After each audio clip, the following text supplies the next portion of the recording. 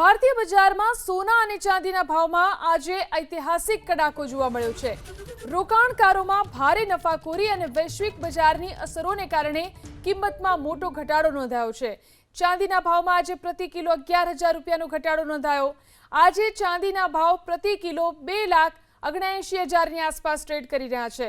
અગાઉના બંધ ભાવથી અંદાજે ચાંદીમાં રૂપિયા 9,436 એટલે કે 3.24%નો ઘટાડો જોવા મળી રહ્યો છે, જ્યારે કે ઉચ્ચ સ્તરથી આ કડાકો 11,644 સુધી પહોંચ્યો છે।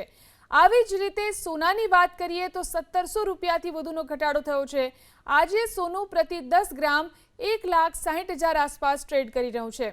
અગાઉના બંધ ભાવથી અંદાજે રૂપિયા 1,642 એટલે કે 1.01%નો ઘટાડો નોંધાયો છે, જે દિવસ દરમિયાનના ઉચ્ચ સ્તરથી જોતા 1,717 સુધીનો કડાકો દર્શાવે છે।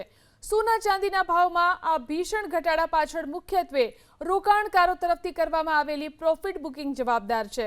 આ ઉપરાંત વૈશ્વિક સ્તરે અમેરિકા અને ચીન વચ્ચેની વાતચીત તથા પર્શિયન ગલ્ફમાં યુદ્ધની સ્થિતિ વચ્ચે રોકાણકારો સાવચેતીભર્યું વલણ અપનાવી રહ્યા છે।